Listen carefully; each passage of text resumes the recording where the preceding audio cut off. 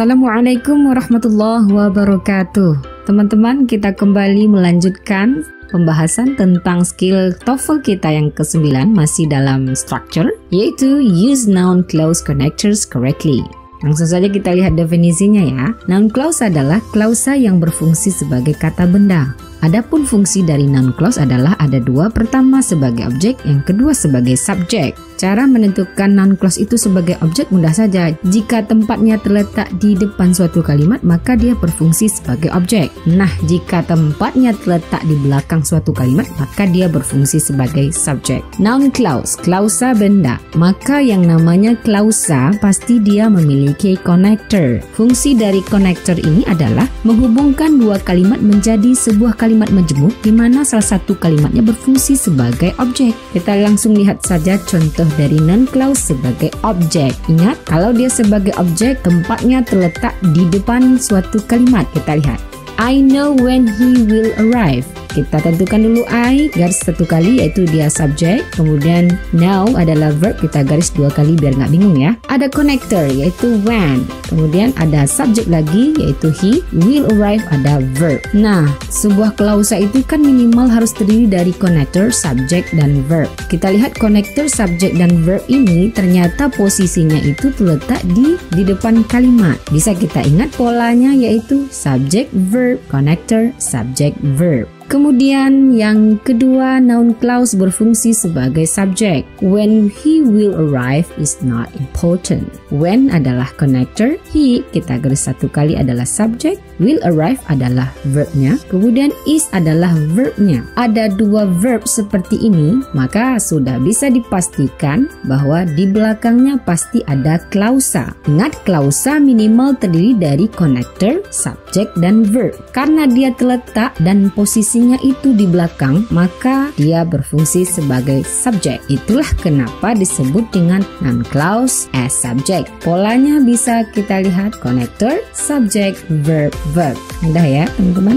Yang ketiga, noun clause as object of preposition. Noun clause berfungsi sebagai objeknya preposition. Prepositionnya berupa about, before, at, after, as, on, dan lain-lain. Contohnya di sini adalah I'm concerned about when he will arrive. I adalah subjeknya, kemudian am adalah verb, kita garis dua kali. Kemudian ada preposition yaitu about, kemudian ada connector dan ada subject he, dan ada will arrive adalah verbnya. Perlu kita ingat teman-teman bahwa klausa itu terdiri dari minimal connector, subject, dan verb. Kita lihat connector, subject, dan verb ini kalau kita satukan, dia terletak posisinya itu setelah preposition. Maka inilah yang disebut dengan noun clause as object of preposition. Noun clause-nya berfungsi sebagai objek dari preposition-nya. Sudah paham ya teman-teman? Oke, kita langsung latihan. Underline the subject once and verb twice. Garis bawahi subjek kalau ketemu satu kali, dan kalau ketemu verb garis dua kali. Circle the connectors, kemudian kasih tanda bulat pada connectors. Then indicate if the sentence are correct or incorrect. Kemudian tentukan apakah kalimatnya itu benar atau salah. Soal nomor 1. When the season start is determined by the weather. Ya, kita kasih circle. When adalah connectornya. Kemudian the seasonnya adalah subjek, kita garis satu kali. Kemudian start adalah verb, kita garisi dua kali. Kemudian is determined adalah verb juga, kita garis dua kali. Maka terdirilah kalimat ini menjadi ada connector, subjek, dan verb. Kemudian ada verb. Kalau ada dua verb seperti ini, maka sudah kita bisa lihat bahwa di belakangnya pasti ada klausa, dan klausa itu minimal terdiri dari connector, subjek, verb. Karena dia terletak posisinya itu di belakang, maka kalimat ini berfungsi noun clause sebagai subjek.